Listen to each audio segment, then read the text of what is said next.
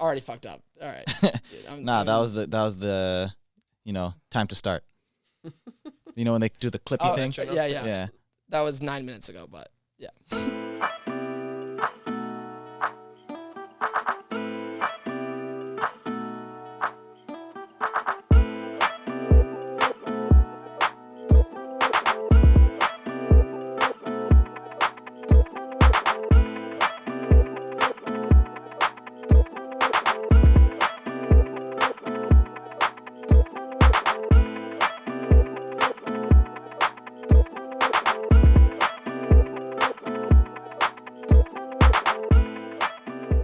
Alrighty, welcome back, folks. I hate the like stupid, like every episode is that type of intro, but whatever. You're listening to another episode of Ever Changing Vibe, episode 93. I have the return of Hermano. Chris, what's going on? I'm so fucking not ready for this. just had this thought just this very second. I promise. I haven't thought of this until 2 seconds ago. I was actually looking at that screen, seeing you on that screen. You look like if the Liver King never took steroids. Oh my God. This is good. It's a good start. You do. Maybe not like as much in person, but looking at you like getting filmed on that screen, you look like just like Liver King like decided like, yeah, my favorite workout is like just bench press. Who was it? Was it Eli that said something about that yesterday? I was like, it was just like just about the beard. Yeah, because it was the beard, and then afterwards I was just like, yeah, that's true. And then you saying it is just like, now this is it. Well, so I had been growing out this beard for a while, but I actually started like paying attention to him, and I think it was like October time. I watched a couple of videos, and the 9 essential. It was before the whole like controversy, but I was talking to you about this at some point. Like, I don't care about the controversy because I think there are still valuable things that he was, talking about. There are valuable pieces of that message. But I think it was on the Burtcast. He was just talking about hair and not showering and not brushing your teeth and whatever. And then I saw the beard and I started to like focus on the beard. And he's like, yeah, no, I don't wash it or whatever. It's like, it just naturally grows and it has the natural oils, etc.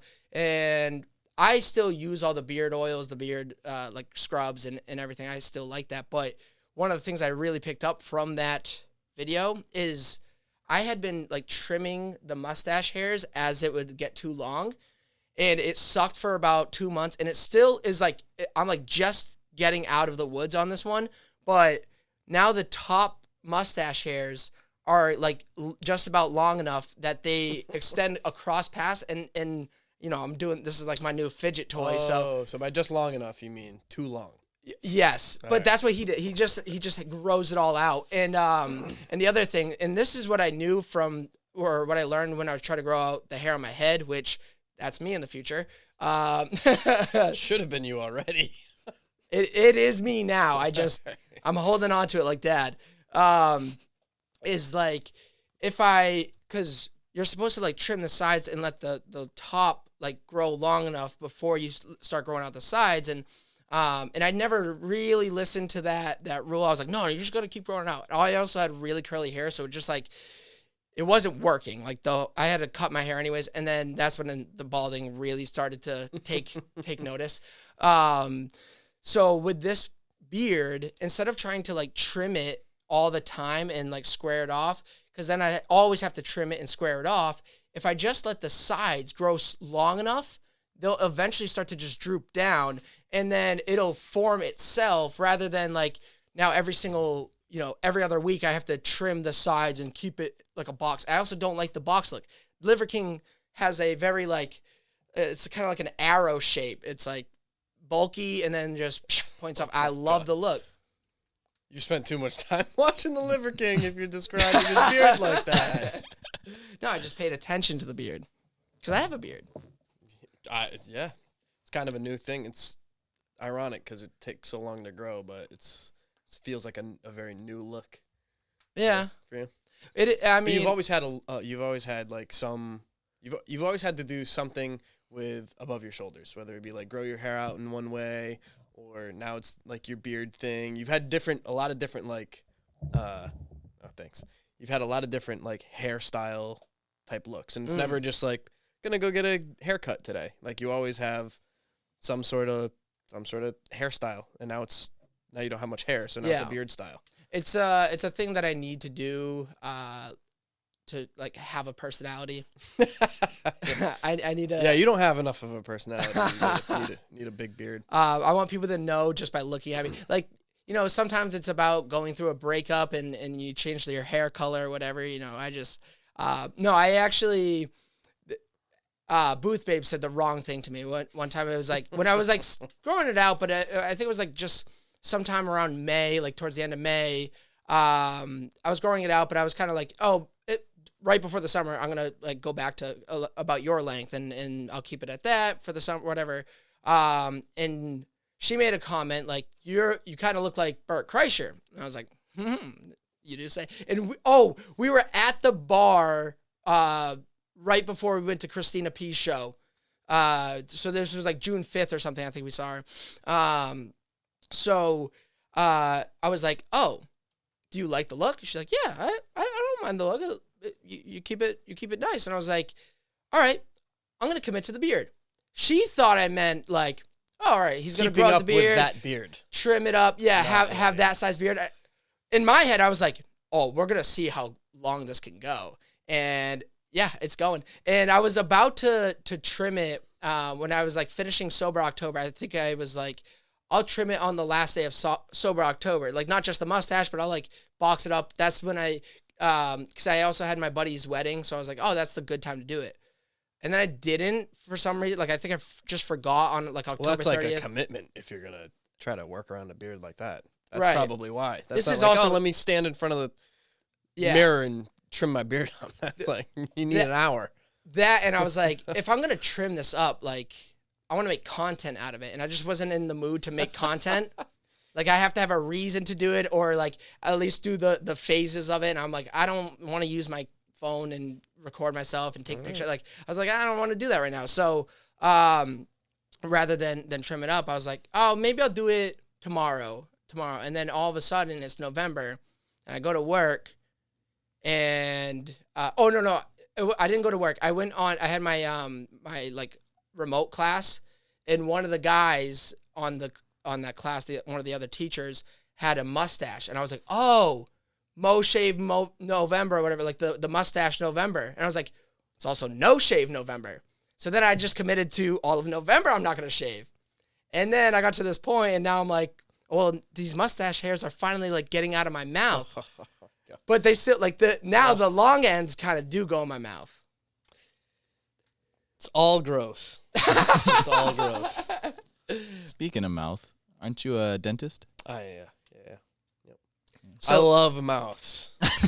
Do you? Because I couldn't get into. I mean, I don't think I think. How do I want to put this? I don't know if it's just about intelligence. I think it's about drive and determination to get through like medical school. Like anyone,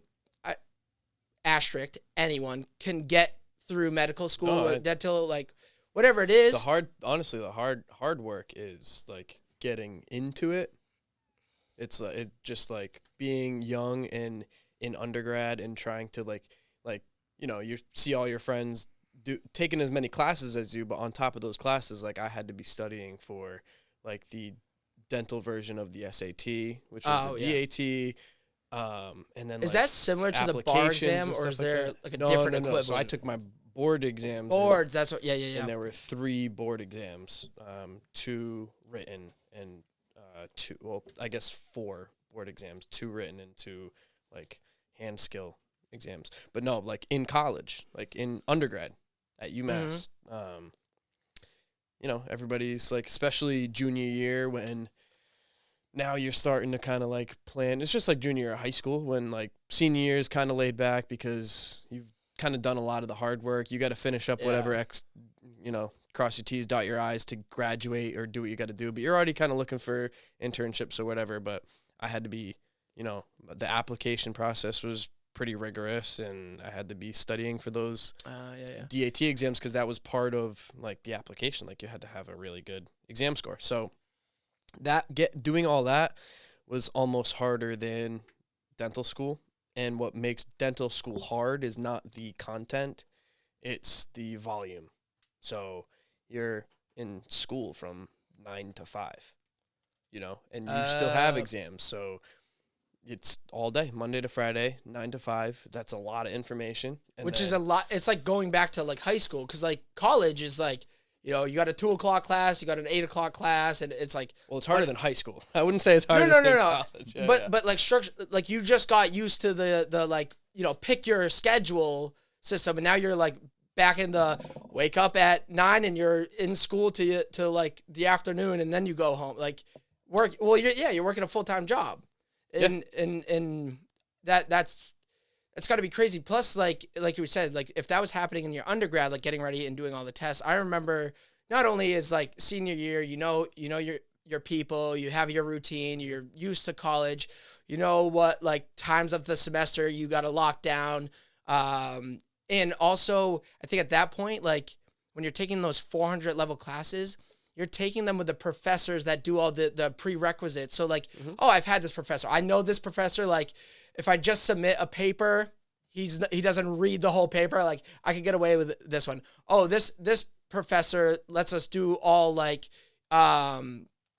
take home tests. So like, I don't have to worry about studying. So let me take this professor again. And whereas like, even if you were picking out all those classes for your undergrad, it's like, well, you still gotta, on top of that, do all your studying and whatnot for your DAT. Mm-hmm. So, you said you had to do the hand skills test. Can you, what were you testing on a live patient? So there's two parts. There's, the more complex procedures that you have to pass are done on a mannequin. Because obviously, like if you screw something like that up on a patient, like that's. Are you doing like mock, like root canals? Like, are you doing actual dental things? Or are you just like that's part of the thing. Yeah. Okay. So that's part of like those more complex, like more difficult procedures are done on mannequins and fake teeth and get graded that way. And then just like your kind of routine like fillings and things like that are done on live patients. Okay. So, and that, how do they like grade the hand skills tests? Like, do they have like 3 judges or like whatever? Yeah. Yep. So, I mean, I don't want to get like too into the weeds, but like there's a pretty rigorous process to like make sure that each patient kind of qualifies and for that. So things aren't too easy or too difficult. Like it's got to be, got to fit a certain criteria. So you got to submit X-rays or pictures or something like that to get your patients excited. And then on, let's say the patient board exam day, like they come in and there's 2 parts to kind of a filling, right? Like the first part is getting the decay out, getting the removing the cavity adequately without doing too much harm to the tooth structure, but not leaving anything behind. Are these dentists like standing over your shoulder? Nope. So they, just to make it like a blind exam, so there's no judgment.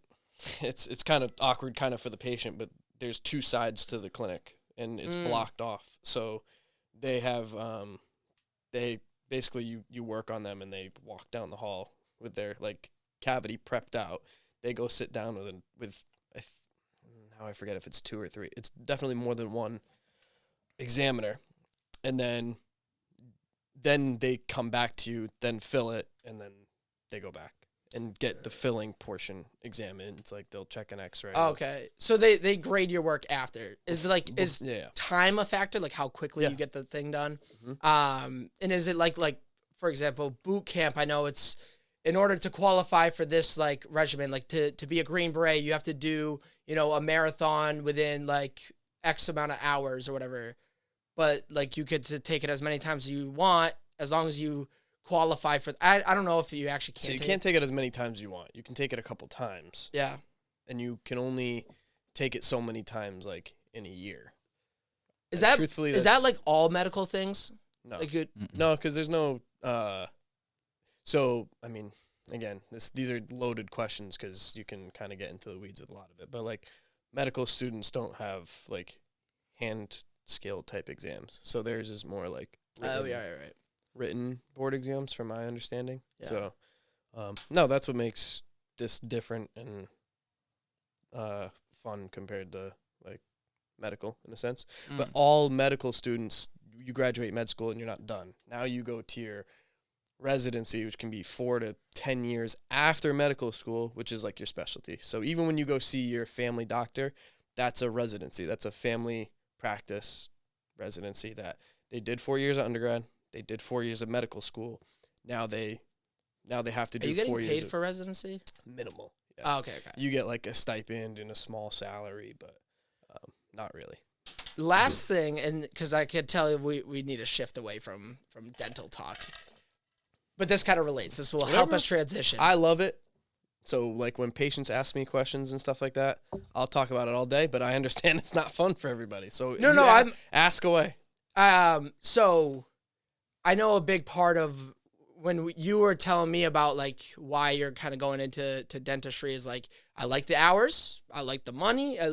It seems like a great, career path. And I thought so, too, but it's not just the gross mouths that I don't think I could get behind. I couldn't put myself through medical school. Like, I couldn't be driven enough to go through all that work. And taking MTELs was a great path for me. Nice and easy as a teacher. But besides that, do you feel like you have like a passion for like the medical world, dentistry, teeth, or is it literally like it was something like I knew I could do medical school and I know I could, deal with mouths. I know I can, make good money and have a good, schedule or whatever. I'll do this job, but like you could be doing another job if it had similar kind of benefits. Well, now, I mean, there's been different stages and phases of that. Yeah. I knew that I didn't want to work in a hospital. That was the only thing I knew when I was like in high school, like thinking about career paths. Because of mom or no part of just not necessarily. I mean, I saw how stressful that life is too, but whoever has a good experience in a hospital. If you have a good experience in a hospital, it's just better than what it could have been. But it's always bad. I got Fenway tickets. Yeah, but you got the Fenway tickets because you had to be in the hospital. Yeah. So and not that people love the dentist, but I think if you ask most people, they'd rather go to the dentist than the hospital. Right? Is that true? You think so? Yeah, because usually if I'm going to the dentist, I'm just going for like a regular checkup. A regular. Even if you need like a filling or something, like it's an hour or two. It's not like true. You're not it's going not for a day or two. I don't know how, and also like the waiting rooms. An ER, you might be waiting 4 hours before anybody. Like it's appointment based. Anyway. Yeah, I wanted no part of that. So I was looking at everything from like chiropractic to, dental, just like different stuff like that. And I didn't really know other than from shadowing, I didn't really know what I was getting into. It sounded good, and I liked like how those office hours are. Cuz again, like I saw mom's hours working at a hospital. I didn't know what her day-to-day looked like, but I know those are long hours. So I didn't really want any part of that. So that's why I did that. And then, but my first couple of years out of school were definitely like stressful. Like I wouldn't say I like loved what I did. I like still think I would liked it more. Dental school. Yeah. But I also had a stressful job, and that was a stressful office to work in. But now I love it more because I don't want to be, I want to be really good. Right. Yeah. So now I'm getting to the point where my techniques and hand skills are getting really good, and I can see, especially because I work at a couple offices, and I can see what most work looks like and what my work looks like. And I don't want to just stop there because like if I got this much better in this amount of time, like, oh man, like in a few years, like, so now it's fun because it's not just like routine. Like now I'm kind of putting some artistry into it and things like that. So that's when now I have a different type of passion for it. It's fun. Now, I know that you went to school out of state as well as going to like Amherst. Now, with going out of state, was there any stresses along with being like, in a... That's where he met his wife, of course not. Well, I mean, it sounds like that made it a little better, I'm sure. But was there stressors with being out of state and away from home along with like the work, or was it? It was less stress because if I was in state, it would have been Boston, and I think living in a city would have been very difficult. Some people do really well, but it would have been very difficult for me. That's where I wanted to go, and I got waitlisted there, and then I actually got accepted. I got accepted. So Tufts was like my dream since I was a junior in high school. Yeah. And then like interviews came around. I got my interview. I thought it went okay, and I got waitlisted. So then I took my other interviews more seriously. I got accepted at UNE, and I went through it. And then the day I paid my security deposit in the first place I lived, Tufts called me and took me off the wait list. To accept me. But at that point, I was like too invested already, so I just said no.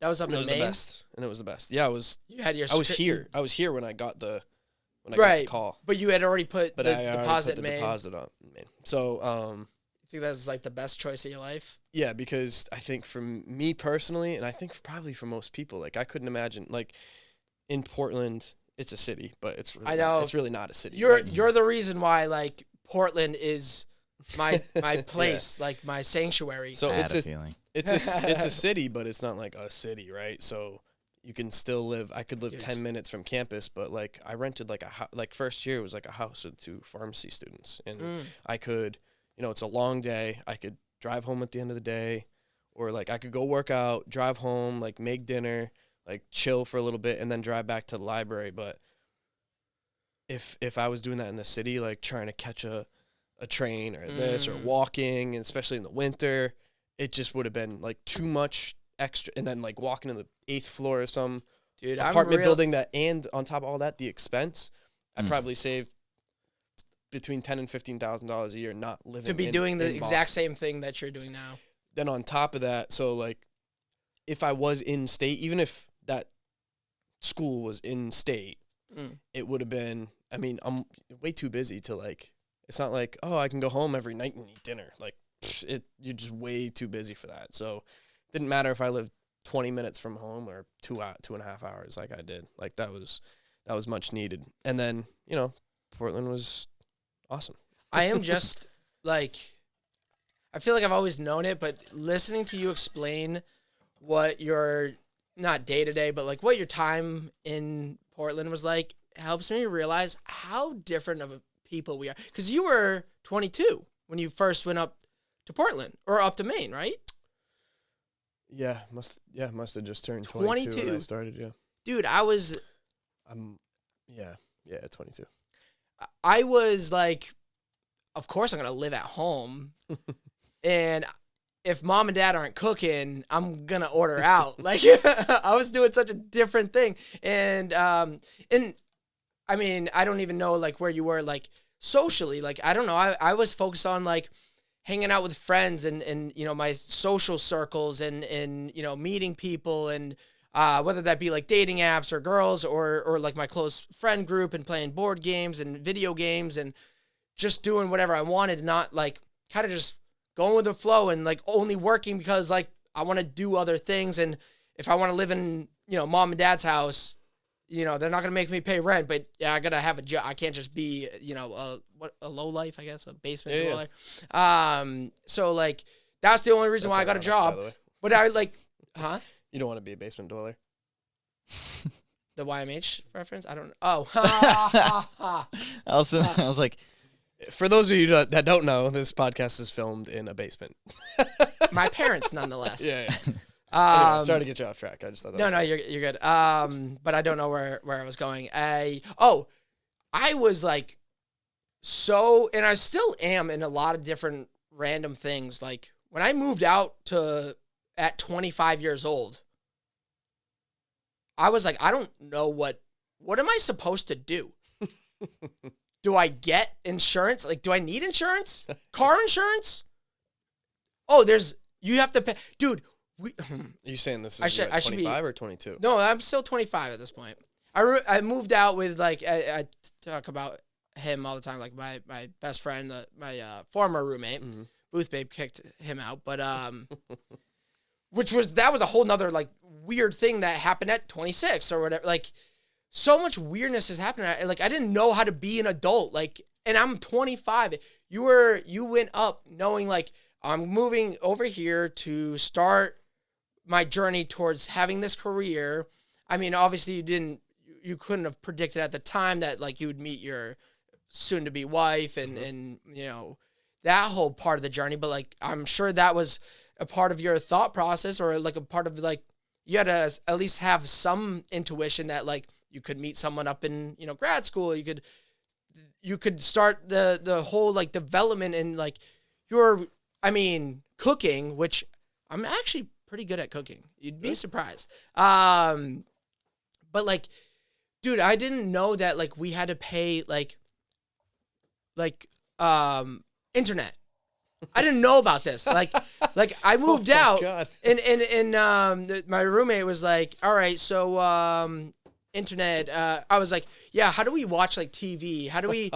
Because part of like moving out, like me and him both had our like I had recently got my gaming PC and we'd been playing a lot of Warzone all the time. I used to be right here, like right on where the decor is, and we'd be on Discord chats all the time playing with our Warzone buddies, our cream team, our squad.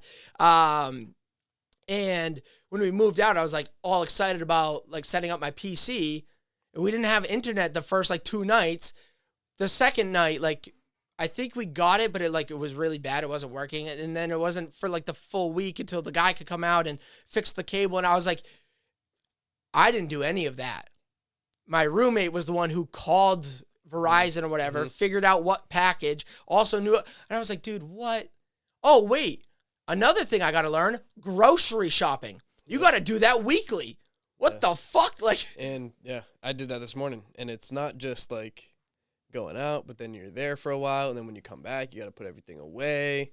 It's like it takes a couple hours. Yeah, and like I started to like realize how much like mom and dad have done. Like, oh man, well, moving in when Boothbay moved in, like that's been a huge learning curve.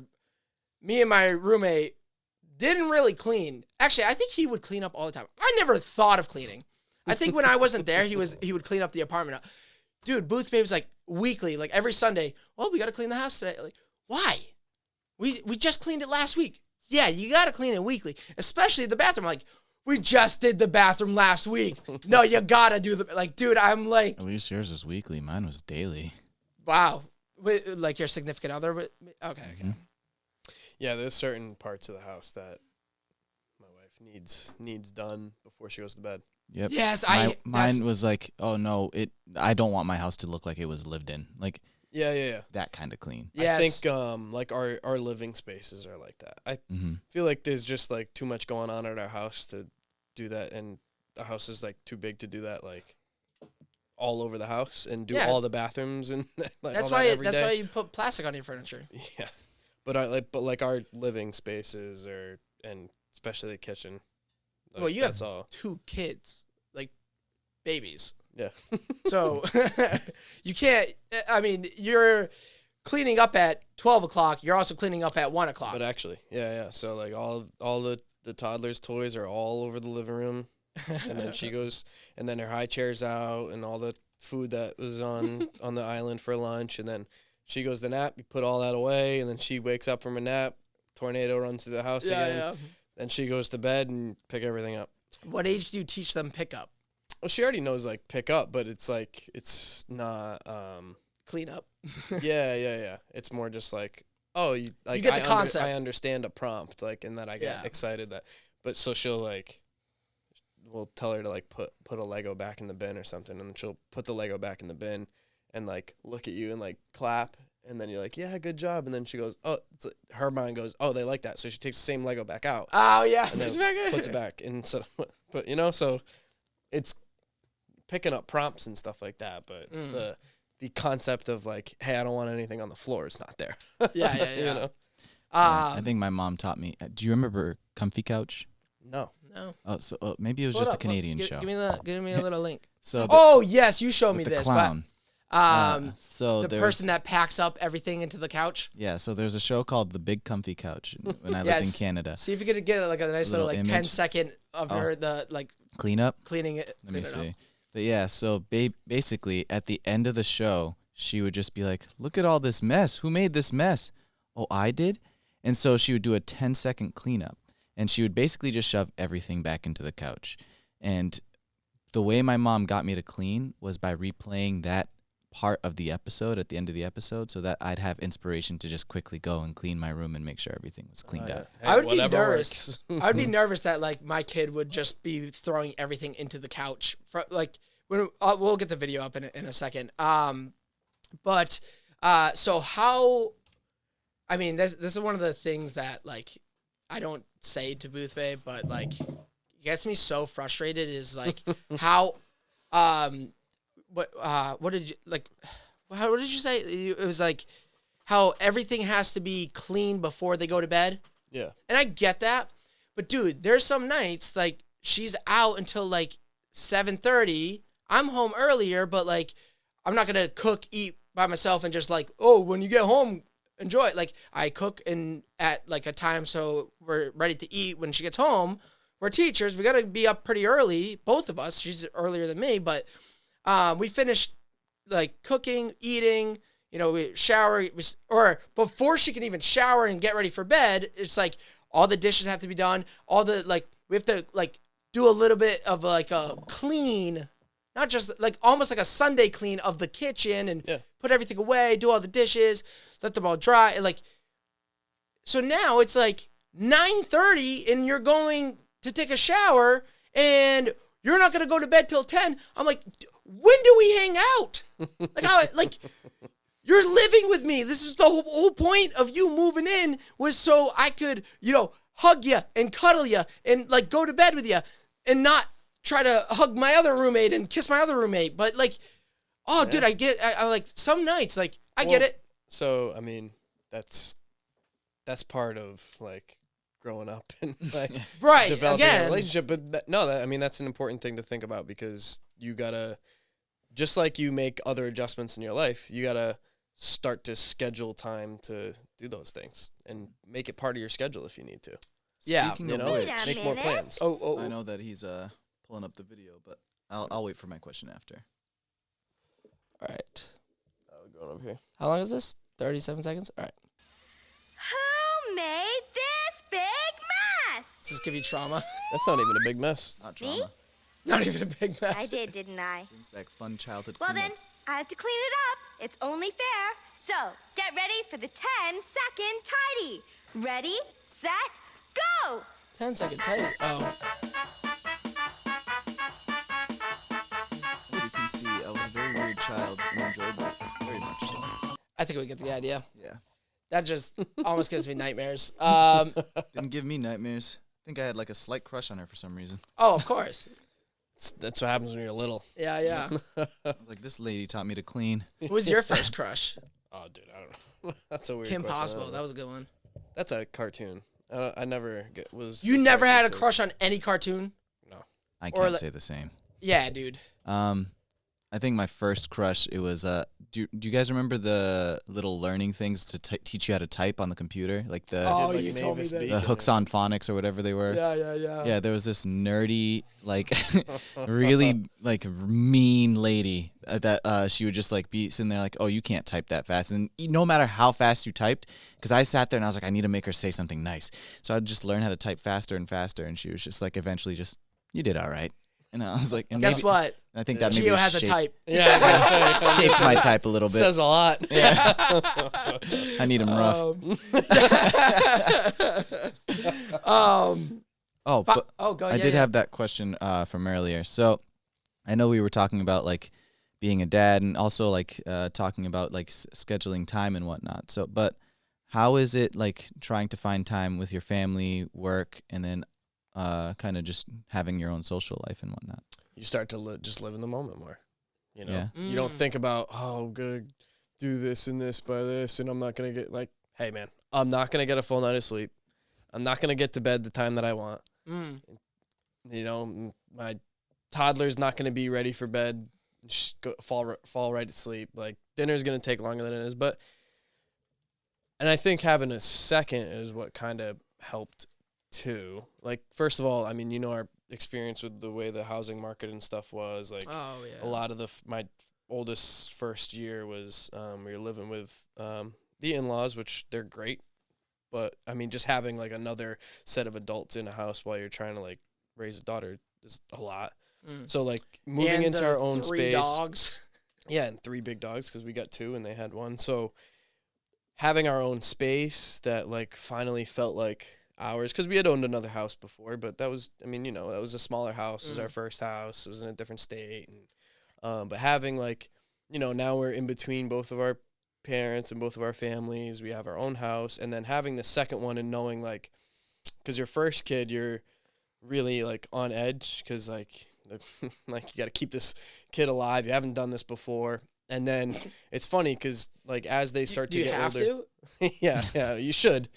You know, as they start to like grow and develop, and you get a little bit more like feedback from them, and they start to grow up, like you see her enough to like kind of see the development and stuff like that. Then with your second, you kind of like get what's going on. You're like, all right, as stressful as like these moments are, eventually, and then you get excited. Get these different kind of fun, and every stage is kind of different. There's pros and cons, and yeah, you get excited to be like, all right, what's number 2 gonna be like at number 1's age, and then you have the third, and then you forget about the one in the middle, and you create a creator.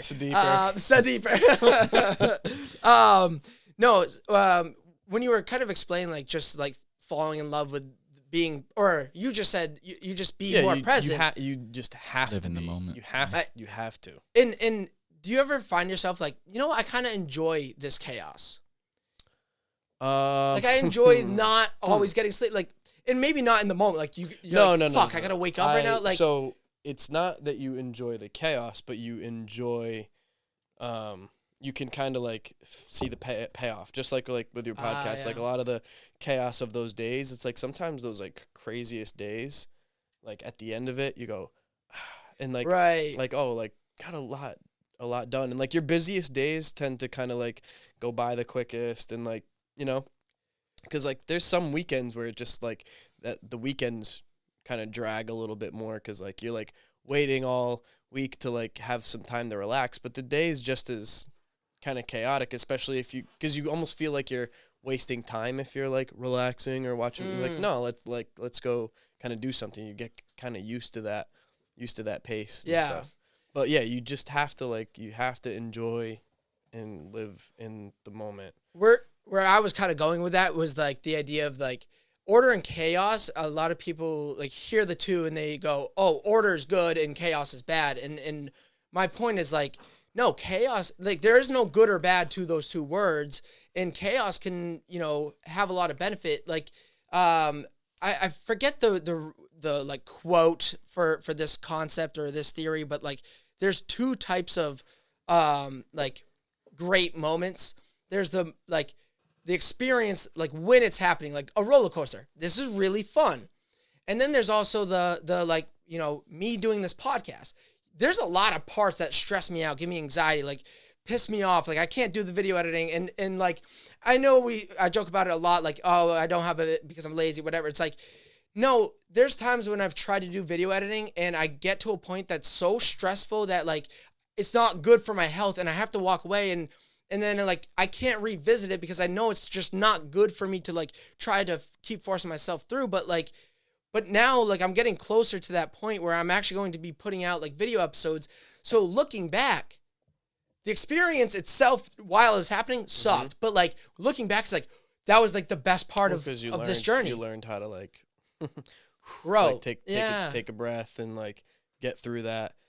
You know, it's that type of thing, like, getting through something on your own is, like, super invaluable. So that's, like, what I was saying, like, having, like, the second kid is, like, all right, we got through a lot of tough stuff, and there's a certain balance to having too. But it's like, all right, I mean, we got through that. We can get through this. We've gotten through almost 2 years of having a kid. So like, it is what it is, and you have to enjoy it. Because if all you focus on, especially with children, is if all you're focusing on is like, oh, I couldn't get to bed until XYZ, and I got no sleep, and then you're not going to be, like, present for your kid. Well, also, like enjoy those moments.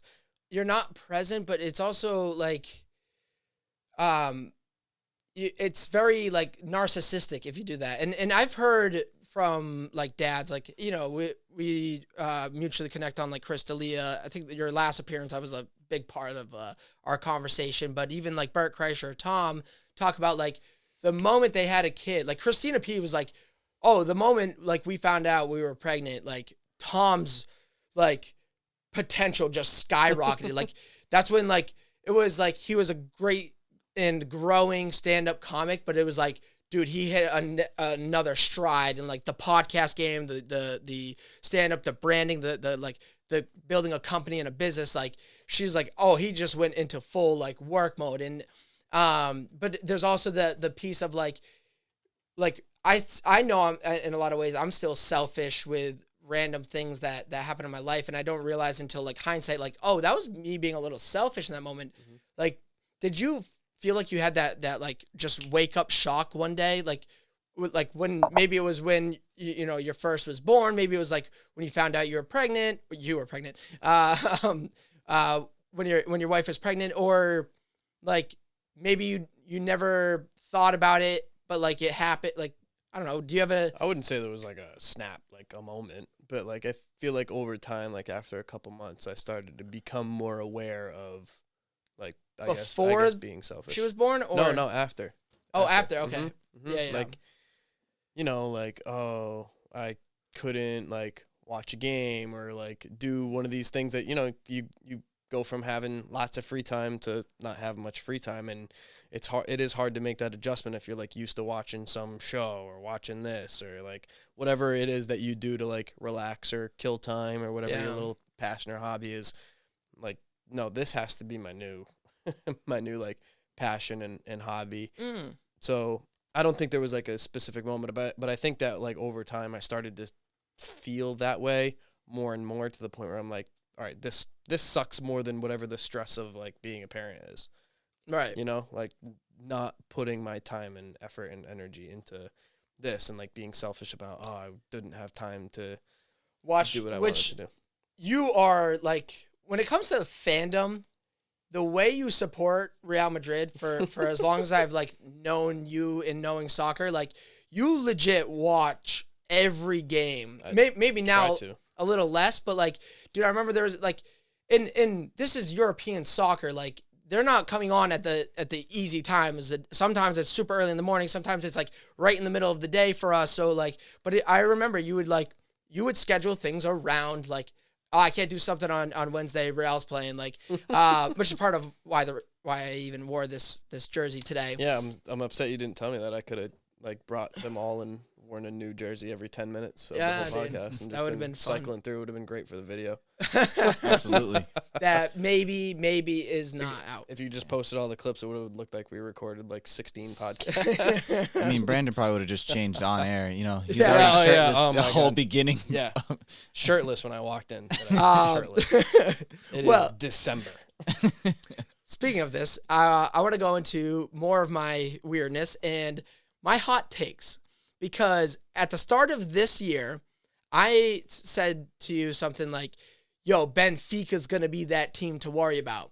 And you were like, so early to tell, blah, blah, blah. And like, and essentially you broke down my hot take and explained why it's not a hot take.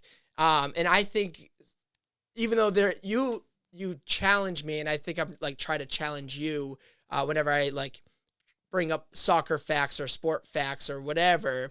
And I like have so much fun with these. And then I also realize like how stupid I am. But then when I go to talk to somebody else about soccer, I'm like, I know this shit because I already talked to my brother about this. I'm like, well, it just hit me the second that I think you don't ask questions often. You make a hot take and think that that's how you're going to get the answers that you want. Instead of being like, hey, what do you think about Benfica? You go, dude, Benfica's going to, I've never watched 2 minutes of the whole thing.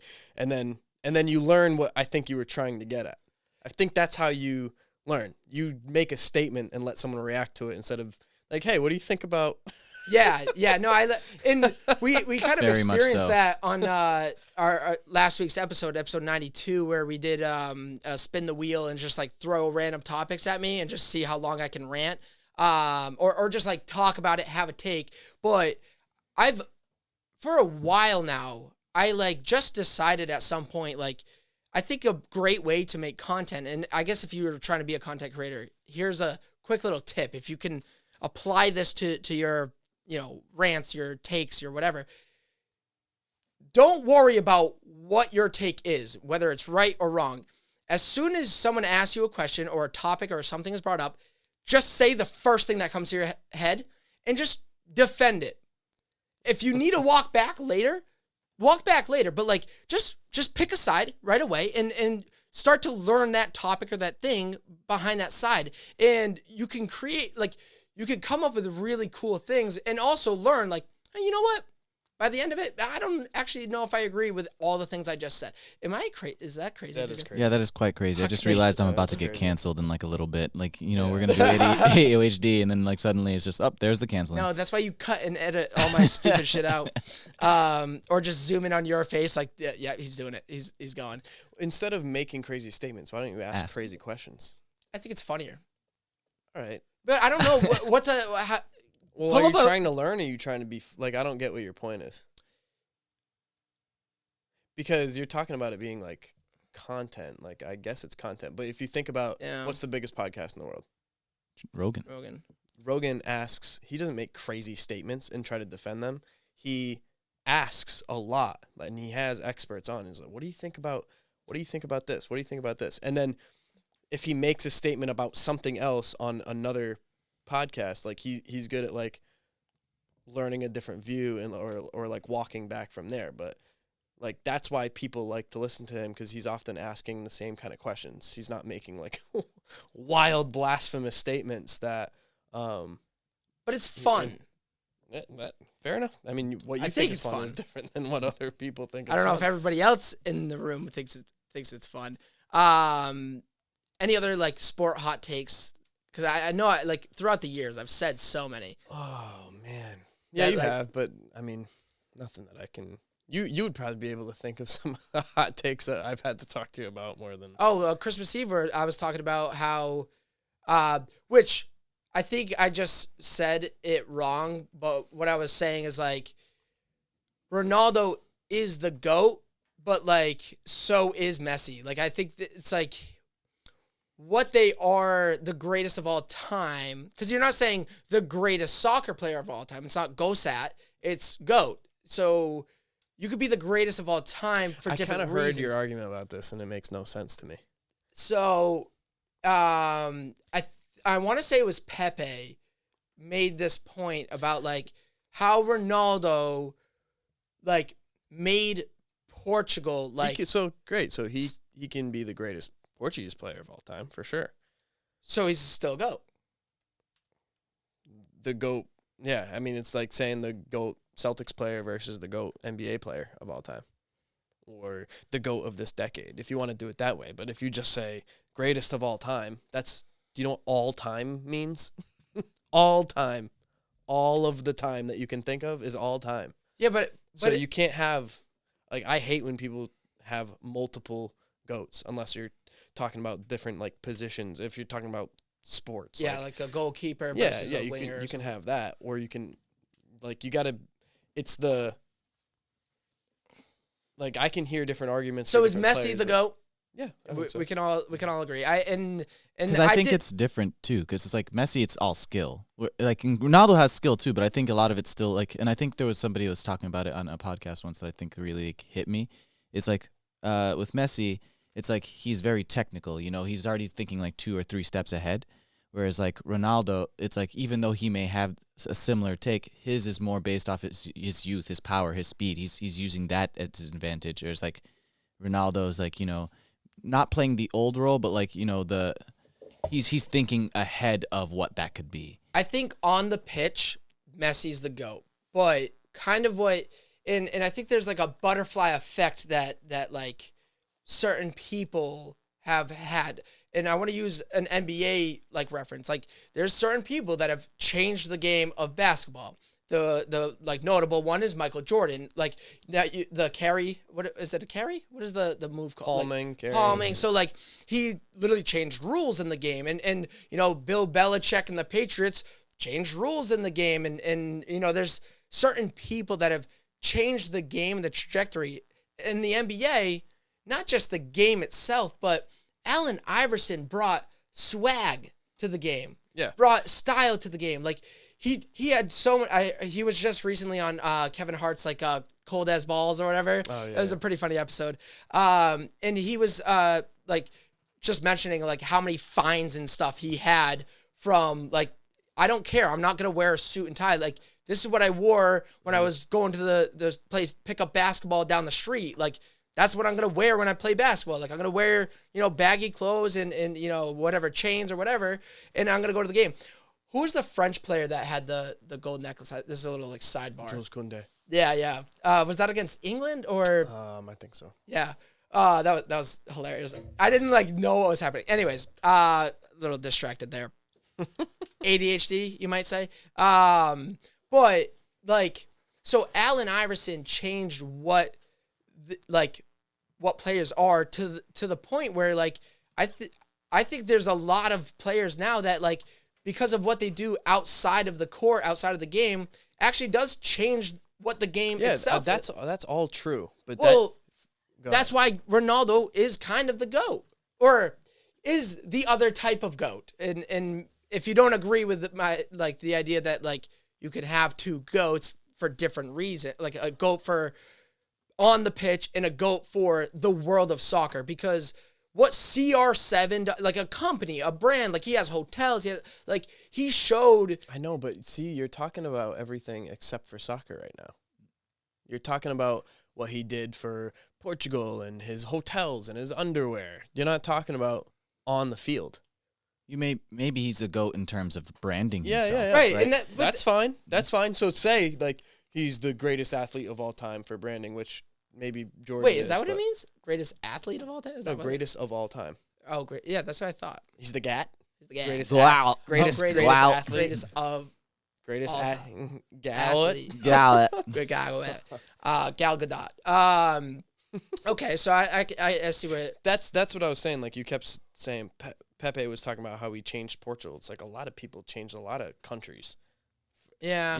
But that doesn't make him the greatest player of all time. And then what Right. why I say Messi and not guys like Maradona and Pele is the career longevity. Yeah. He's it's kind of like Brady's career. He had that huge run at the beginning of his career, and then 20 years later has the same kind of run. So if you look at the whole career, that's why I put Messi and Ronaldo. Some people say it's Pele, Maradona, and Brazilian Ronaldo, and then Messi and CR7. Pele has fake goals, so. But there's that's like Wilt Chamberlain and Bill Russell kind of thing, right? Were they great players? Yeah, but they also played when there was only 6 teams, which means, there were a total of, less than 100 players in the whole league, right? So just the sample size is pretty small. They were a foot taller than everybody else that played. Wilt Chamberlain changed the rules of basketball, too. So, what was he had a specific rule change. He used to, is the dunking kind of thing, because he could dunk, but you weren't allowed to dunk. Oh, really? You weren't allowed to. So he would go right up to the thing and finger roll right in. That's hilarious. So, yeah, a lot of players, change the game, but to me, it's if you want to talk about basketball, I don't know, I think Jordan, if, taking their whole career, the average of that player, I'd take, Jordan, LeBron over, Wilt, and if you put them on a court, right now, because now the talent level is so much different. They're them in their primes. Well, them in their primes is different. That's why I'm saying, I like to look at the GOAT debate as, the average of someone's, whole career. Sustainability is very because Jordan fell off, pretty bad. Not really. I heard, no? Well, when he was playing for the Hornets, when he owns the Hornets. He was playing for the Wizards. Oh, okay. But he was also, this was when he was, 40. So is he didn't LeBron play until he was 40? Pretty much, yeah. Really? Yes. Can you so get the actual? If you want LeBron at 38 is way better than Jordan was at 38. Okay. Right. But do you think so? Who do you think in the Jordan LeBron? I still think it's Jordan. Yeah. Because he just had a different aspect to his who game. had more MVPs? That's a good question. I don't think LeBron's won enough MVPs. He was 38 when he retired the second time. LeBron's 38 now, and he's averaging 30. I saw some stat about. Oh, no. He retired officially at the age of 40 for the third time because he retired 3 times. Did he also divorce his wife? It's the other GOAT. what was I gonna say? Who? Because if you look at like who was the best player in their prime, like if you take the best player at the best time, that's when you can start throwing in names like Maradona, Ronaldinho, Ronaldo. Or, I mean, even when you're talking about now, if you're talking about basketball, like you want to throw guys like Allen Iverson, like at his very peak, like that's different. That's different to me. And then that's why I think it's good to like break down into like generations or positions even, because I think Steph Curry doesn't get enough talk That's about who I was the about greatest to. of all time. So talk about changing the game. I think he changed the game more than Jordan did, really. My Instagram is like filled with two things. Three. So it's like Pokemon, Yu-Gi-Oh cards, and just like PSA graded pack openings, whatever, just like or like fan art and stuff like that. Then soccer, like either a transfer rumor or like it was just the World Cup, so it was like whatever picture of Ronaldo with a quote from somebody like he is, the best player I ever played, like all those types of things. Like, and then basketball, I don't know why, but I love the basketball stuff. Like, and I've slowly am becoming more of a sports guy as I get older. You've said this 3 different times in the past 10 years. Yeah, but like I think slowly. Yeah. Oh yeah. I am more so than I was. Like, I don't know. My point is like, I think you like the culture of sports more than you like to watch the games. well, it's similar You don't to like the sport. You like, you like the culture about it and the conversations and the highlights and the behind the scenes. That's why like I like to watch like history being made, which is why I was like kind of excited for Messi to win that one. Like and part of it's like kind of selfishly because I want to be able to say to my grandkids one day, I watched Messi score those. Like I saw history be made. Like, so I want to watch the Super Bowls, the big games, and or like Tom Brady's gonna throw his 500th touchdown or something. Like I want to be able to, like, I was actually sad when I didn't get to watch that game or didn't know that was coming. But other than that, I usually don't care, including a lot of like championship games and stuff, or like big playoff games. I don't care if I wake up in the morning and check the scores. But I also love like looking at stats. Like I don't know, and like you said, I like the culture of it. I like the story of it. I like the I don't know, all the ins and outs, like the drama, almost like I'm watching a reality show too. Like why is LeBron getting Anthony Davis to the lake, and like all these like weird little like side things, just so I can like talk about it. It's like I don't need to watch every single game. I'm not like, I enjoy watching sports, but I don't need to watch the sport. I love watching, I love seeing the stats and the history. And I saw like in my Instagram Explorer, that's why I was even saying the other stupid shit, the nonsense that I do all the time. That there was a stat comparing like Steph Curry and LeBron James, and why he should have got way more MVPs and why he is a better player in more than just like, the year that he won the MVP. Is he has like every single year they show the stats of the players at their former teams and then at the teams that they get traded to. Like Kevin Durant is like the big one, but they were also showing some of the other players that like LeBron has played with and Steph has played with, or like other great people have played with, and those people didn't win championships anywhere else. But Steph Curry was, I don't know, the best point guard, is able to make everybody else way better. And it could just be the simple fact that how much of a threat he is way beyond the 3-point arc means he's got to be double guarded at all times everywhere on the court, and it frees up space, kind of like when we had Gronk and Aaron Hernandez. I was just going to say,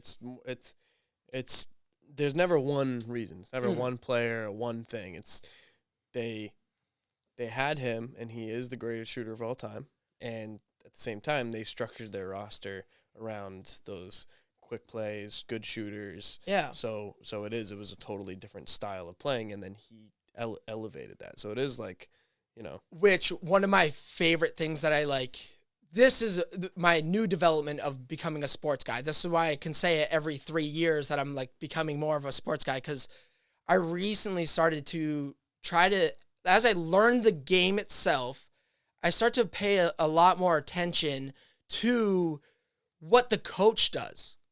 Like, the decisions that they make when they sub on players, and of course it's different with all sports. The NFL is really interesting because it's like it's like 3 decisions every play, and there's so much that goes into it. And our mutual friend that is now coaching in the NFL, like when we watched him coach in college, when I actually got to see like what he's doing, running around yelling at, like you go to practice, and these are athletes. Practice isn't like, well, so how you want to swing a baseball bat is lift your shoulder, like. No, we're just There's like a little bit of fundamental stuff that goes on still, but yeah. But I feel like it's a case by case. Like it's not every practice is like an hour of fundamentals and an hour of like. Right. No, you're right. It's like if guys that need to work on their fundamentals, that's happening on the side. This safety keeps getting beat on a slant. Like here's how I gotta teach him how to approach a player when something like that would be, and obviously our friend can probably attest to this a little bit better, but something like that where it's like schematic and like positioning. Is more the group. Yeah. You talk about that with the group. But if it's a technique where it's like you got to open your hips to turn your body on when he's running this route so you can stay with him, those are like little fundamental stuff that usually gets worked on individually. I wish I it's had. Not like all the corners and safeties line up and we're going to do hip drills. Yeah. You know? But it's like, and that's why I love like learning about coaching or like the role that the coach plays, because that's the part that I love the most about a sport is the like chess match. Like it doesn't matter if you have the most, physically gifted LeBron James on your team or you have Steph Curry. If you know what to do with that person, that team's going to win. Like there are, and it kind of reminds me of like back in the Yu-Gi-Oh days where like the best deck is this deck, but also the best deck is this deck. Like they're both really good decks and they play a very different style and they're really good for different reasons. So like, but look here, what you're talking about, the best deck, not the best card, Right. But also like knowing how to use, cause like every deck has its like boss monster or whatever. Like every NBA team has its, number one. And it's like you kind of build a team around that. Like even in soccer, 11 team man. We knew what you meant. Yeah, let's just. I'm mad at myself. I'm gonna skip on. Real quick, just because I noticed that you keep bouncing back to like the Yu-Gi-Oh or the Pokemons. Were you also into the Yu-Gi-Oh, Pokemon? Not Yu-Gi-Oh, Pokemon. I did. Pokemon. Yep. I always stayed on like the biggest of like each group. So like for video games, like I played like Call of Duty because that was like the shooter, and then I played like Madden until the later like FIFA years. But I didn't play like NHL, Madden, this like I didn't have every EA Sport game. We weren't gamers. We played a lot of video games, but it was a video game. Yeah, we played like a lot of hours of video games, but not like, I'm gonna play like this obscure game and this obscure game. And like no, like we played Madden and FIFA every year. NBA Street all summer long. Yeah, we played the same games. I remember that game. But as far as like that kind of stuff, I played Pokemon. Yeah. So speaking of Pokemon, and I don't know if that's where you were, helping me go with this. Can you explain? I don't know how quickly you can explain, but you've recently been catching shinies. I get the coolest Snapchats, and you're catching shinies on Gen 3. So it's like it's a whole schematic thing. There is like not luck, but there's like timing involved that like you can get better at, but there's the luck element that you still have to like get lucky and time it correctly. But there's so much like detail that goes into what seems like you're hacking the coding of the game, but it's like a Bible. Like you're just understanding the inner workings, the origin. I don't even scrape the surface compared to like people out there. But it's not Gen 3 specific. That's just what I have. But it's called RNG, and a lot of video games kind of run this way. It's called random number generation. Oh, right. Random number generator. They're not still using that, do you think? Yeah. Well, I mean, video games now? I know it goes up to like Gen 6. No, I just mean like video game developers don't still use RNG. Like maybe they have better. There's some sort of coding that's happening. Yeah. But like, it's just manipulating like, everything that happens in a game when you click a button. Anything that's like random, when you encounter something, when you click on something that it could be this, or this, it isn't random in a sense. It's calculated by code. So it's just learning the ins and outs of that, so things aren't random. It's you can time it and interact at the right time to hit what you need to hit, so that you what happens is what you want to happen. Growing up, we played the game. As we got older, we kept playing Pokemon. Your thing, because again, we would put a lot of hours into one game. You got what, every final evolve form of the Kanto region to level 100? No, it wasn't anything like that. But how many you know? It's like at least 60. Yeah, but a lot of them are duplicates, and no, it's 90. Either it's way, almost 120. But you would play the Pokemon League over and over again, just get random Pokemon level 100, and it was always like so annoying because like you would always like, all right, let's battle, and I'm like, I have 6 to choose from, and you did one of them, so like I literally traded you a Raikou for to train to level 100.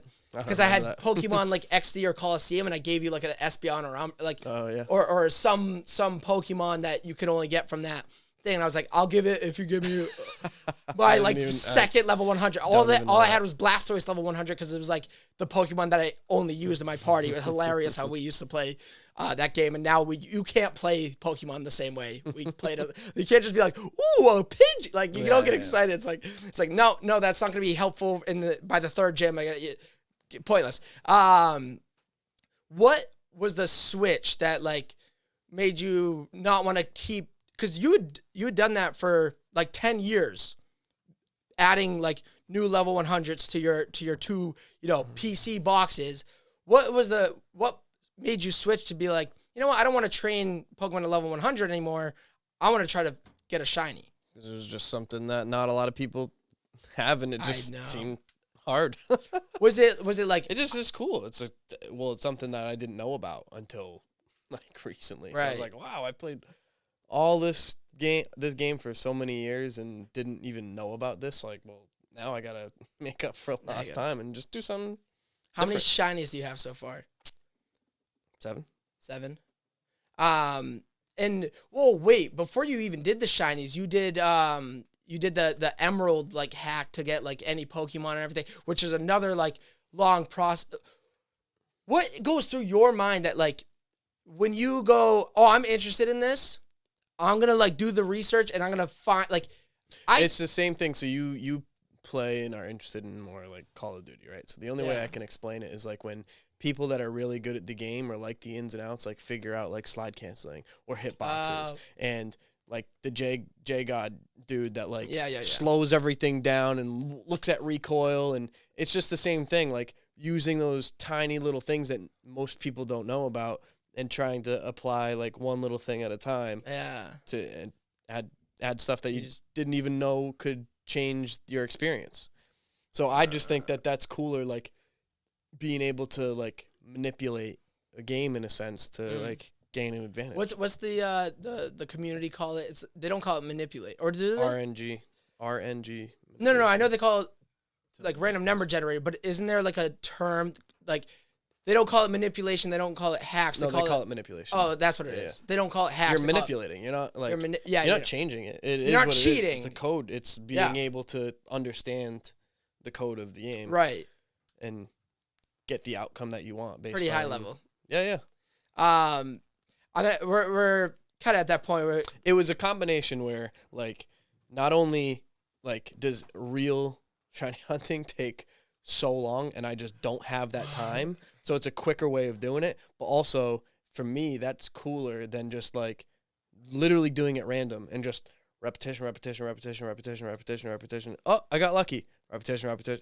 Like that's, I know why people like that, but for me, I was like, oh, I can do this thing where that's what I like with Call of Duty. Do the math about it and like kind of see, oh man, and like really figure out what's happening and then try to apply that. You were always like that with like everything that you. I was listening like to your episode with Mom and Dad, and that was one thing that you guys like talked about was like how, Like just like let's say a Lego set, for example. Like when a Lego set came in, I liked to follow the direction and like. And I'm sitting there using all the pieces. And you like, sick, a whole box of new Legos. Dump them in and just kind of like, here's this, like, can't you see the house that I made? It's like, dude, what is that mound?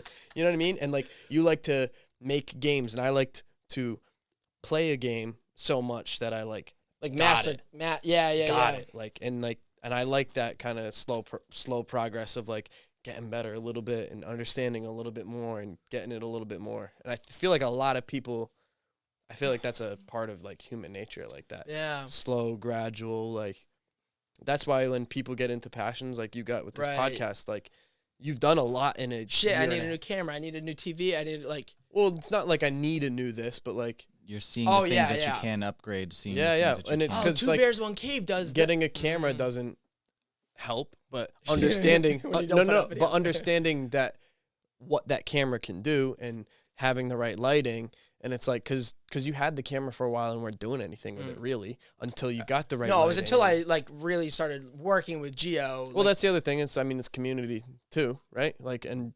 Gio probably works with a lot of different people for his like music production stuff and like just kind of feeding off that community. But when you find yourself passionate about something that's like incremental kind of growth and you can see yourself getting better, and that's like a big thing with like, you know, even like fitness and bodybuilding is like people get into that. Like if you can just stick through that first like push and do it long enough where you can see the first improvement, you go, oh man, if I do this much longer, and then you do it for a certain amount of time, then you're not just doing it for an amount of time, but you're also getting better. So then if I do it for that long, but this much better, and you just start like those, like putting those pieces together, that's why people get so like obsessed with their passions. And like people that are like workaholics or like super wealthy, like you hear a lot of stories about like super wealthy people aren't always like great people to live with. right, because they're so focused on, because to them it's a game. Like if I buy this business, do this with this business, sell this business, and they're constantly like, because that's a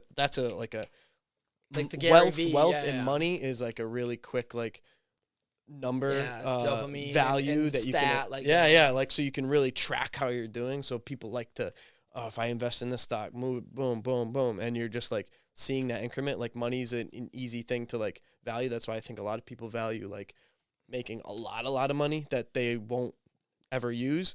But like when you have like a passion like this podcast, you're not really that.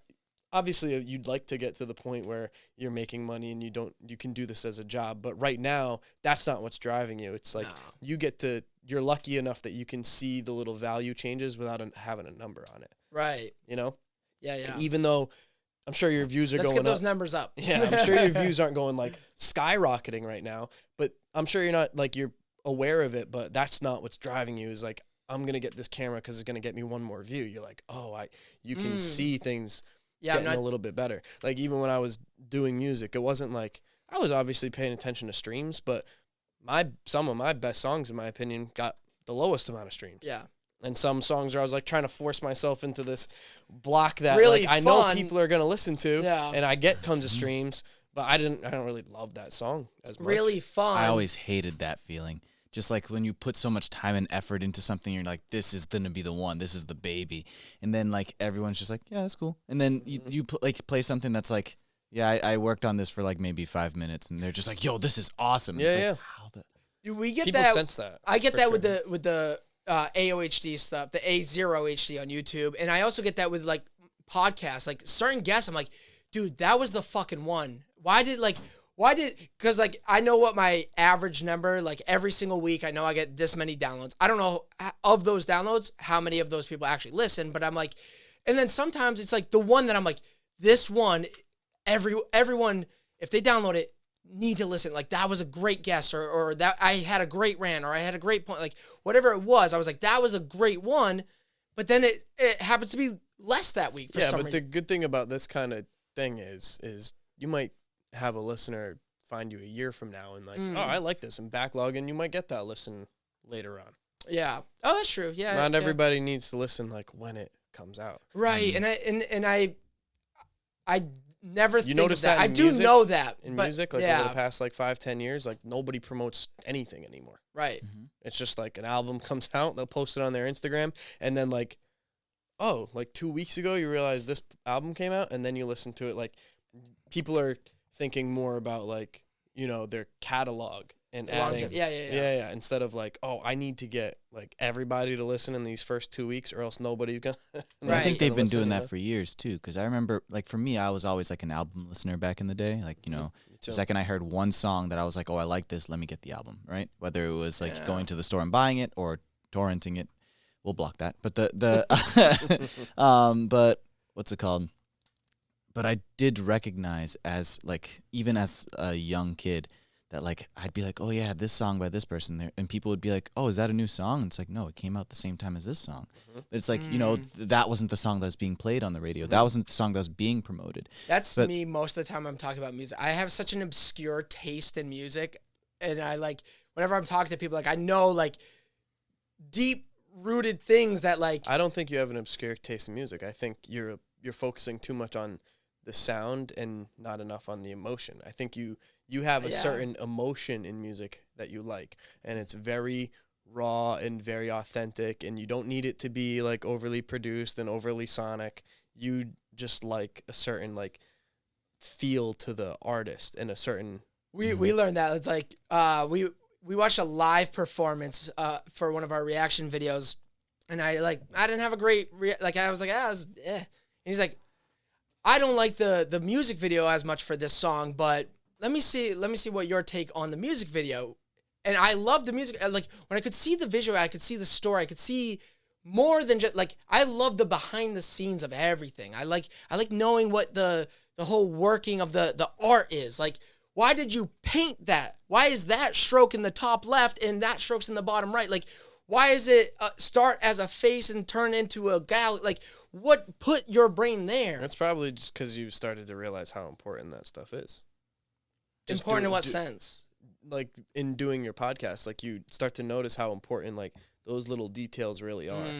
Yeah, I talk about that. Like this background is like a choice. Like, no, yeah, there's things that I don't like necessarily need to have or want to have, and like some of it is whatever. But I have so many other pictures. I could switch out all of these frames, but like, nah, this is the balance that I like. It like is me. It's my curation of other art and artists, and including myself. I'm pretty cool. No, but I wanted to kind of going off the whole music thing. I wasn't going to really get too deep into it because I think I did that last time talking about like, oh, when's IMCDM coming back? And the other day, I got one of the most exciting Snapchats. And it was, I'm pretty sure I texted, you know, my best friend, my former roommate, like right away, like, he's back. He's like, dude, for real. Like, dude, because as my listeners know, all of your stuff when you were living with your in-laws was in this basement. It took a while. Like, then you finally built your house, and I helped you move the PC and everything and all your audio equipment.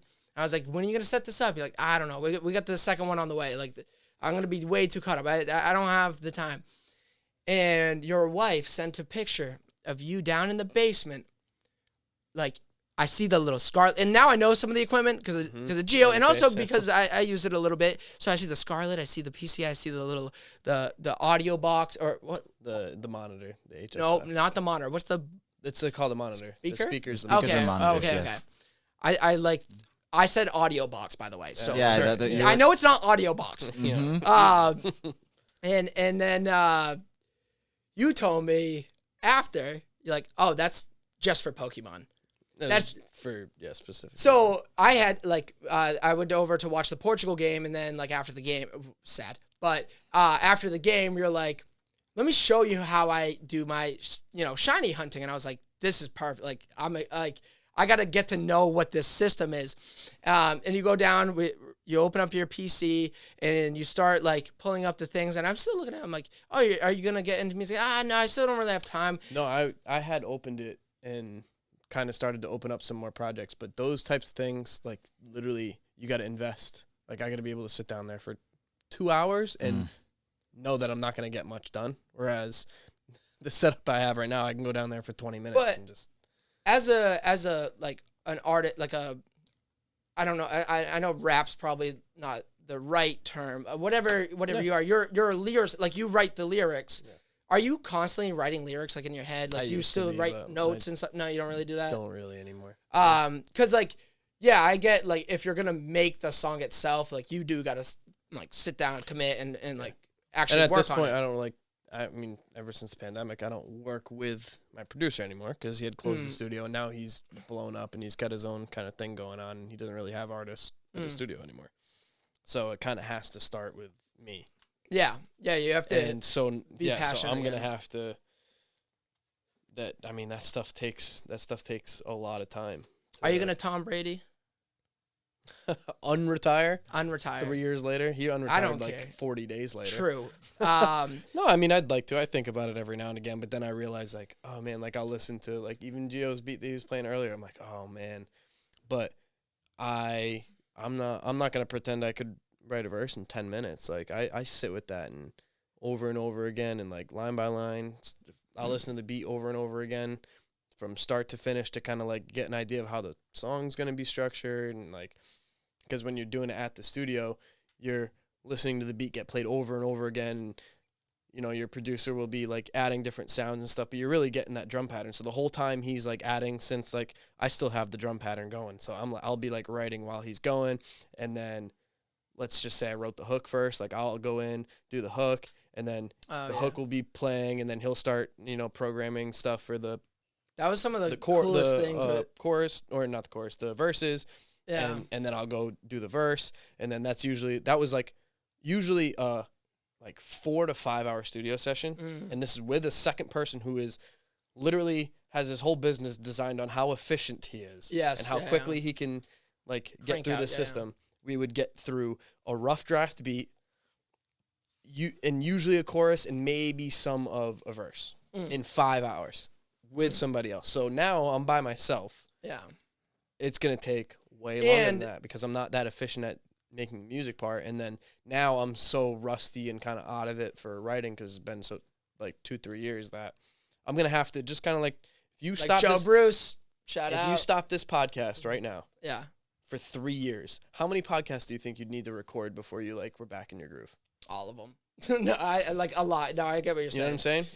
It wouldn't even be the number of podcasts. It would be like consistently doing it for like Well, that's it. 3 months. No, like, exactly. Yeah. And also you were mainly you had made beats, as we know. But you weren't like, that wasn't your thing. So also, you know, the guy you were working with brought like the musical touch. So now that's something that you have to make a beat and do all the lyrics. But the time I went down to go, you know, look at the sprites, the Pokemon shiny thing, and I'm seeing all the equipment set up, and you're showing me the software. And I'm like, oh, it's pretty cool. I'm still a little upset after you told me, like, yeah, I'm not really making music right now, and I'm mostly using this for the you know, the Pokemon stuff. The insult that audio box, that monitor. Oh, trust me. No, I'm with you. Holy shit! Because I didn't know it was coming. That too. So you have the little like count, because it's about knowing the random number generator and then timing with the minimal amount of frames so you can kind of like, you know, do it quickly. But in order to time it, the only thing I heard that come out of that monitor was beep, beep, beep, or whatever. You probably know the you could probably like, can you do it? Beep. It's just a 4 count. It's just the 4 beeps. 4 beeps. I was like, are you shitting me? And it was just, and then Well, you could have asked to listen to some stuff I had on there if you wanted I should to. have. I could have. I should have. And anyways, we'll have to, you know, get you back motivated. That's part of why I was asking Gio to show you some music stuff. I'd like to. Seriously. I was loving that conversation, just like hearing you give like, because I was like, oh, he's thinking about music now. No, I am. Planting that seed. That's why once it's in there, it's in there. Like it always is. But I just, again, I mean, we're talking about my kids. Like, when am I gonna do that? Right. When am I gonna do that? Because I, you know, on like daycare days, I'm dropping my daughter off at school at 8:15, and then I get back home at 5:30. My wife's got kids, so I cook dinner, clean up, bath, whirlwind. All of a sudden, it's 8:00 p.m. And I got to do the same thing the next day. Am I going to be up till midnight and then getting up at 6 the next morning to? to like do that. Which now I'm really And I know me, like I do not function well with not like enough sleep. So I need a good 8 hours. And if I'm waking up a couple times in the middle of the night, like I'll get sick. If I get a few, and it's different. Like, yeah, I still wake up a lot in the middle of the night with the kiddos, but like it's getting up, doing one thing and getting back to sleep. But if I went to bed at midnight and woke up at 6, I can't be sick because I can't miss work, and I can't like be sick around my kids. Yeah. So it's just one of those things. There's just not the time to put in like 4-hour, 5-hour blocks. So I want to make a nice quick apology because you came down to the studio to record this episode with me today. This could have been hours spent on making music. You could have dedicated this time to working on one of your projects. No, this has been really fun. I was really nervous going into this, and I think I shook the jitters, about 15, 20 minutes in, and it's been rocking and rolling. It was a fun conversation, dude. I look up to you so much, and I really appreciate it. I mean, you're very inspiring too, especially these days, because it is. I'm gonna fucking cry. I mean, you I don't know. For some reason, the attention's always been on me for stuff like this, but I think like the fact that you're like all in on your own passion, I think is huge. Like that's awesome. I've always been with everybody that's close to me. I've always tried to motivate them to work towards their passion. And tell me I'm wrong. How many times did I tell you, you kept calling me out for being Gary V and telling me this, but how many times did I tell you, like, dude, I know you want to do this. I know you're going to be good at it. You got to just do it. And I know there's a certain Gary V aspect to it, but I knew that's what you needed to do. And I'm proud that you finally did that. Fuck you, dude. Can you do my outro, dude? You really have, and even though I think that's why I shit on Gary V or whatever. Anyways, is because like I want to have that excusism that we've talked. Oh, that was on the one never really. That was like my first podcast. Yeah, ever changing views, but like, hey, I needed that, and you've been doing that since. I think I was telling you probably like junior, senior year of high school. Like I want to try stand up, and you were the one like, yeah, just go fucking do it. Like you can figure it out. You can get better at it, and I not just appreciate the motivation, the inspiration of, all those words coming from fucking my older brother. That's like seeing you like in this fucking dude, fuck. Seeing you in the fucking studio, like back in the day when you're making music, I was like, so he's not just telling me, he's not just motivating me through words and connecting or like making sense of the Gary V shit. He's like, he's doing it himself. Like, I can do it, and dude, this is the hardest rant I've ever done, and I just like it was all the motivating words and the inspiration, but since like high school and I mean before that, like for different other passions and stuff, like even when I was doing Yu-Gi-Oh, you're like do more Yu-Gi-Oh, like. Have fun with it, like keep going to tournaments, whatever it was that I was trying to do, you're always like, do the next level of that. Like, well, even when you started, like this whole deal started because you almost wanted to be a gamer, and that's what I was telling you, and you're like, oh, I know I suck, and I'm like, dude, yeah, you're not like skilled at the game, but you have this passion for like grinding, and you were weapon grinding, and like people will watch that because there's a lot of people out there that also suck at the game, but just want to see, like, that's a cool thing to see, is like the grinds and the weapon this and like getting all these things, and that's what you were good at, and your whole life you've gone through these different phases of being passionate about something, and I don't know what it is that ends up getting you to stop these things, but it's nice to see now that you're like an adult and you kind of like you understand yourself a little bit more, like seeing you dive into this and doing everything you need to kind of keep it rolling is huge, and it's good for you. And I know that there's a lot of reasons, but overall I can tell you're just happier, and yeah, you're more stressed probably for different reasons, but it's kind of like that good motivating it's that chaos stress that I love. But Yeah, it's the motivation every single time, no matter what it was, and consistently. Like, even though I wasn't listening or using it as a chance to debate with you, like, nah, Gary V's not right. Like, motivation's not just words; it's like it's actions, and you just you kept giving me the same like great motivation, great inspiration, dude. This is I'm fucking hard. not taking. That's what I did, and I always do that with everybody that's close to me. But I'm not taking credit for what you did. You had to do that. You're the one that had to like get into it. But I always knew that once you. That's why I tried to push you towards it, because I always knew that once you did, like, who cares if it sucks? Like, you'll enjoy it, and even if it's like a 2-year thing, you'll have a great 2 years, and then you'll find something else you're passionate about. But you're much more happy when you get into these like, as you were calling it, like obsessions. Like even with the Yu-Gi-Oh stuff, it was really cool to see you, because you always got really down about yourself because you weren't like the most athletic kid, so you didn't go play baseball and All-Stars, and you didn't go do this, and you couldn't play soccer. But when you would get like super passionate about like Star Wars or like, you don't need to be laughing at myself right now. You don't need to be like an athlete. Like, it was really cool to see. Like, I loved when you were going up like Albany, New York to go do some like Yu-Gi-Oh tournament, even though you probably got squashed or yeah. Like that's still cool. Yeah, I mean, that's still cool stuff. Dude, thanks. I can't go much longer for fucking doing this fucking episode. And you were always real supportive to me, so there's no reason I shouldn't be supportive for you. So I'm proud that you've it's been a year and a half, man, and you're just getting started, and everything's getting better, looking better, quality's getting better. So keep doing what you're doing, man. Thanks again, dude. Any other fucking words for the listeners? No, that was fun. Enjoy Anytime. the beat by IMCDM. Anytime. It's been another great episode, fantastic episode of Ever Changing Vibe, episode 93. My brother Chris. Thank you guys.